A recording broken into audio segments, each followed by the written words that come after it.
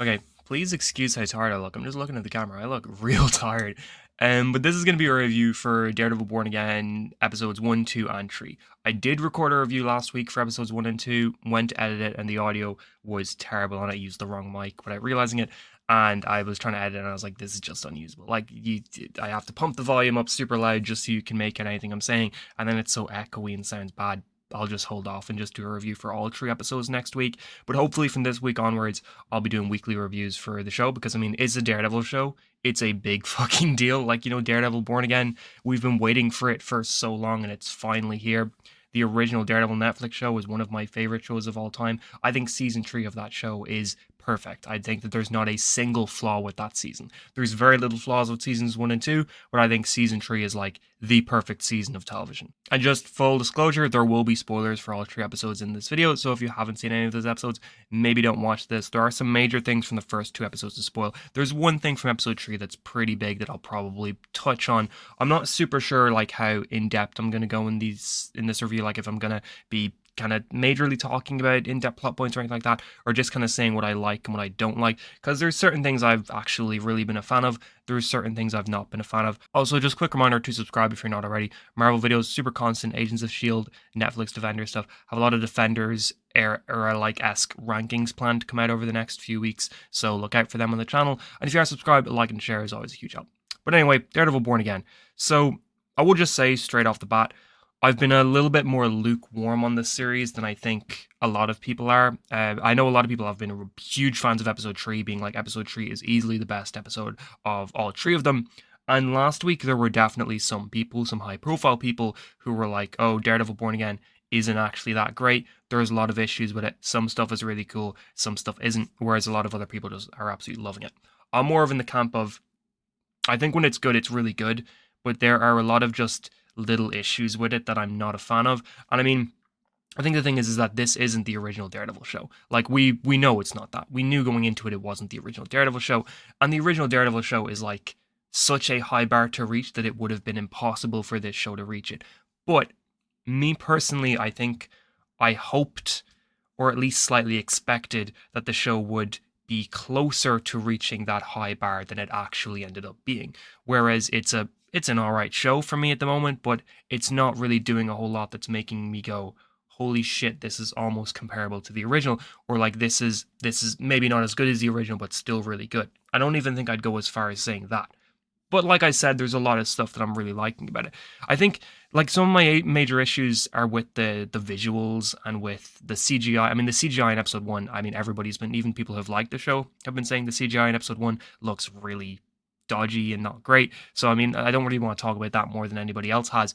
But I think the visuals in general, like the camera work, the way the colors are, the lighting, a lot of this stuff is just not up to par with what I think we should expect from this show, considering what it's following up from. Like the original Daredevil show was a beautiful show to look at. It was so colorful. And that's not to say that Born Again doesn't sometimes look super colorful and look really nice. It sometimes does. There's some shots and some moments where I'm like, oh, that's a really cool shot. But I think for the majority of the first 3 episodes, I've been like, this looks visually a little boring. This looks more like, I don't know, like the muted gray sort of colors that we would expect from other modern day streaming shows that we don't love than what Daredevil the original was, which was like this gritty noir almost look. And I know people say that season 3 doesn't look like seasons 1 and 2 did, but I still think that season 3 has a very unique look to it that even Daredevil Born Again is failing to match, or is failing to showcase. Now everybody's like, Foggy's dead, whatever. Da, da, da, da. I think killing off Foggy in the first episode is insane. And to be honest, if he ends up being dead for sure, it's going to be an issue I have with the show overall, where I'll be like, they shouldn't have just brought, like, I don't care if we got him for a single scene if that scene was to kill him. Like I would have rather just not see him at all if they only brought him back to kill him. But I personally think that he is still alive. I think there's going to be a reveal later on in the season where he's alive, or in early season 2, that the scene where he gets shot, he's talking about how he's dealing with something related to Red Hook, and we've heard Red Hook mentioned in episode 1 again. Vanessa mentioned it, and then in episode 3, the newest episode, it was also mentioned by someone related to Fisk or something like that. So I think that there's there's definitely set up here for a mystery that feels like it's leading into the reveal that Foggy is alive. And a lot of the Red Hook mentions so far feel like they're in scenes that were from the overhauled version of the show, because if you don't know, there were essentially two versions of Daredevil Born Again. There was the original version of Daredevil Born Again that 6 episodes were filmed of. This was way back in 2023 when Marvel weren't doing like the showrunners thing for their Disney Plus. And in that original version of the show, they pretty much wanted to ignore the events of the Netflix show completely, not make mentions to anybody, act like Karen and Foggy were dead or gone in the past or whatever. Vanessa was recast, a lot of these little things to separate this show from the original show. Then, Marvel were looking at it. They were like, this is a very courtroom-based, sort of formulaic, generic show. There's not a lot going on here that reminds us of Daredevil, so we're going to reshoot a lot of this. And that's why I think the current show feels as a little bit messy as it does, because it's essentially 2 shows merged together, where we have episode 1, episode 8, and episode 9 are going to be like all new shot stuff, whereas episodes 2 through 7 are mostly old stuff with little bits of new scenes sprinkled in. And I think it's very obvious, especially in episodes 2 and 3, when we're watching new footage and when we're watching old footage. I think it's super obvious when you're watching a version of the show that wants to pretend like the Netflix era Daredevil didn't exist, and when you're watching a version of the show that is actually trying to embrace that history and that era of Marvel television. And I don't know, I think that's fine in like this. To me, this would be a cool thing to get like a year after the show was already come out, where it's like the original version of the show leaked and everybody gets to see what the original version would have looked like. But I don't think we should have to sit through a messy first season to get to a second season that is presumably going to be far more cohesive and far more connected in what it's trying to do, and feel like an actual fully fledged show with one vision rather than 2 visions of 2 conflicting shows trying to pretty much beat each other out and try and see which show comes out on top. Because that's what it sort of feels like to me at the moment, that we're watching 2 separate shows with 2 separate visions, and we're not entirely sure which one is the one we're supposed to be watching, or which one is the one we're supposed to be excited to see more of. Because like, I've seen people say episode 1 is the worst episode of the first 3 episodes, but episode 1 is almost entirely overhaul footage, which means episode 1 is probably going to be very similar to what season 2 is going to be. Episode 2 and episode 3 are almost entirely old footage, and I've seen a lot of people say that episode 3 is the best of the 3 episodes, whereas episode 3 has far more old footage than episode 2 or episode 1 does. So it's like, people are loving episode 3, but weren't as crazy about episode 1. But episode 3 is what the original show was going to look like, so that means that from episode 6 onwards, it's going to feel like a different show completely again. And I don't know, I'm interested to see what everybody sort of thinks about that when we get to that point. If people are like, I kind of would have preferred the original show, or like, would they have preferred the overhaul version? I mean, I feel like the overall version is giving us the cool stuff we want, like Bullseye, Foggy, Karen, stuff like that. Everybody wants to see that. But it feels like maybe people prefer the actual character storytelling and the format of the original show, and that if you just added the original Daredevil characters to that, it would have been received a lot better than it currently is. And that's sort of my opinion or my take on the whole thing. Now, I will say something that is a bit surprising to me about this show so far is that I'm quite into a lot of the character dynamics. A lot of the new characters I'm actually on board with, I'm actually really interested in. Like the Heather stuff is really fun, the White Tiger stuff is really good, the Muse stuff is really interesting so far. We've barely gotten any of it, but it's good what we have seen so far. But something that's really surprising to me, and obviously the Matt stuff is great as well, is that I'm actually not as into the Fisk stuff as anything else. And like, I love the Fisk part of the original show, like the original Netflix show. So, sorry, I'm realizing that it's going to sound really confusing when we're essentially talking about 3 different TV shows. We're talking about the Netflix show, and we're talking about the original version of Born Again, and then we're talking about the new current version of Born Again.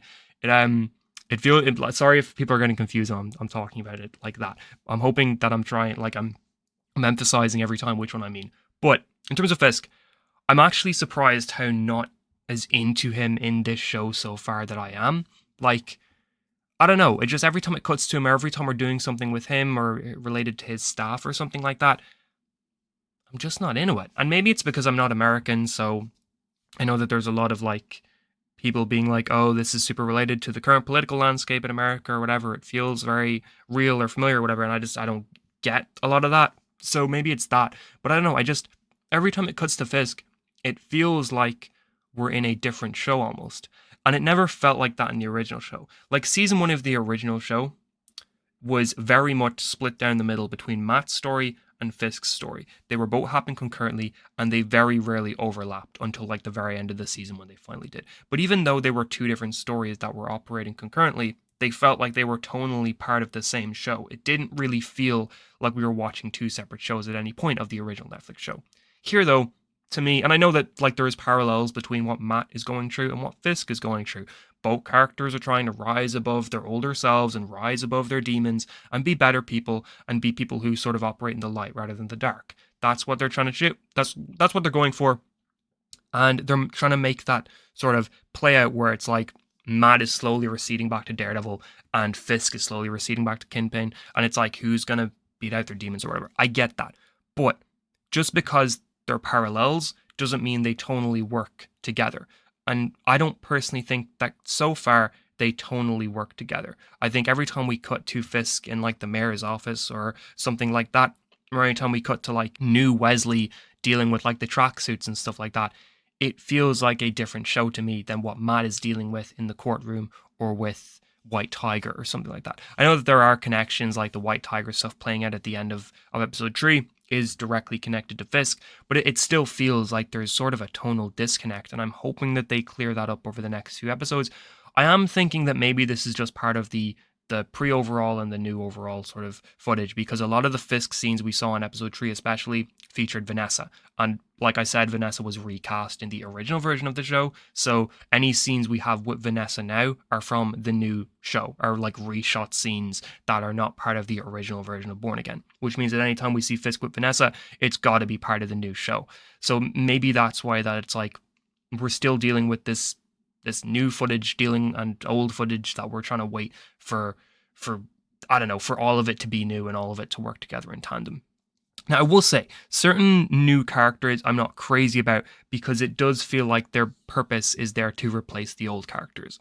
Like we have the private investigator, Cherry, who feels like he's there to sort of replace Foggy or sort of replace like a Karen or somebody in the like the lawyer area or something like that. Like people have spoken ad nauseum about how much, you know, Brett Mahoney would fit into Cherry's role, or even Jessica Jones would fit into Cherry's role. And it does feel like Cherry's is a new character there to replace characters from the old show. Similar to that, we've got the new English guy who's working for Fisk, who seems like, I know Wesley died in season 1 of the original show, but it does feel like this guy is just a discount Wesley from the original show and that he's just there to give those vibes while not actually being that character. And I mean, I would prefer Wesley personally. I mean, that character's not giving me a lot to love about him so far, and similarly, Cherry's not giving me a lot to love about him so far. A lot of the other new characters I'm really enjoying. The White Tiger stuff in episode 3 was fantastic. The actual courtroom scenes were really, really, really enjoyable. I did really get into them, even if I feel like it's a little bit formulaic and a little bit generic. I don't really want to talk about the fight scenes too much because, I mean, we've pretty much not gotten any proper fight scenes yet. Episode 1 was so CGI heavy that it sort of lost a lot of the weight and the punches for me. And then episode 2's fight scene was choppily cut and edited. I know there's a lot of debates about whether or not it was meant to be cut like that or not, like whether it's supposed to showcase Matt's mindset, and that's why there's 50 cuts in like a 20-second scene. But for me, I don't know, it didn't feel like original Daredevil fighting, so it didn't really leave much of an impact on me. So I'm waiting to see when we get more of that stuff. But I mean, the courtroom stuff and the dialogue scenes are my favorite part of the original show, so that's kind of what I really want to see more of going forward in Born Again. And episode 3 definitely gave us a lot of that. But I mean, I just do think that there seems to be a bit of a disconnect in the show so far, where you can always tell when you're watching a newly shot scene and a scene from the pre-overhaul version of the show. And it's frustrating because I feel like we shouldn't, as a fan base, have to sit through a messy season just because they shot some messy stuff while we wait for the actual stuff we really want to see to come up and to be a part of the show. The end of episode 3 was really exciting.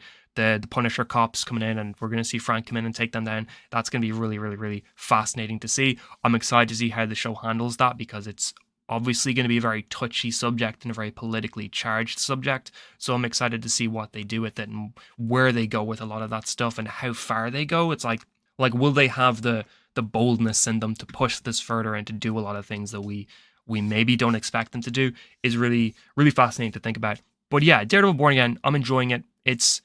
I wish I could say I was loving it, but I mean, it's not really been a show that has floored me just yet. We're only 3 episodes in, so we've got 6 more to go. And I keep hearing that like episodes 5, 6, 8, and 9 are like the best of the show, and that's going to be sort of the showcase for what we can expect in season 2. But then that just, again, to me feels like we shouldn't have to be waiting for the good stuff. We shouldn't be sitting through bad stuff sort of to wait for that. Like, I never felt like Daredevil seasons 1, 2, or 3 made us sit through bad episodes because we had to wait for good episodes. I was into that show from the beginning, and I felt like every episode was pretty much great. Like, it ranged from great to perfect.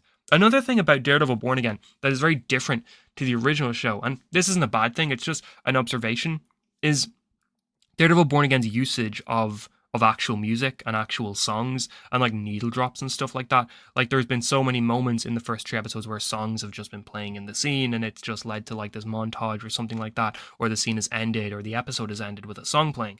And that's something that the original show never did.